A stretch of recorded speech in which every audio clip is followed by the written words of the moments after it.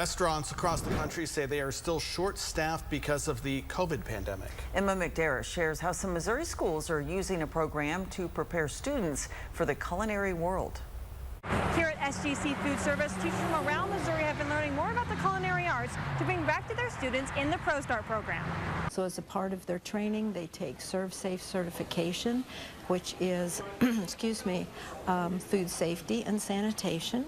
And then there's a 2-year curriculum that deals with those individuals learning about the industry, learning different cooking methods, learning good nutrition practices. ProStart is supported through the National Restaurant Association and state organizations to train high school students in specific skills for the food service industry.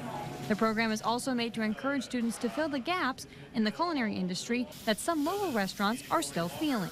The pandemic definitely made a lot of people leave the industry, and I really anticipated that they would return faster than they did. We're still down, I would say, overall. John Blansett is the head of food service at Fire and Ice Restaurant in Springfield. He says programs like ProStart can help give students a jump start on their culinary career.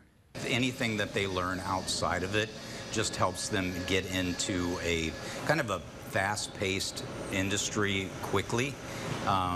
Just some of those basic skills that you need to step into a kitchen and be successful. If they can learn those at an early age, it's great. ProStart leaders say there are about 6,000 students in the program, and around 25% of them are already working in the food or hospitality industries. Missouri ProStart students will be testing their skills at a competition right here in Springfield in February. In Springfield, Emma McDarris, KY3 News.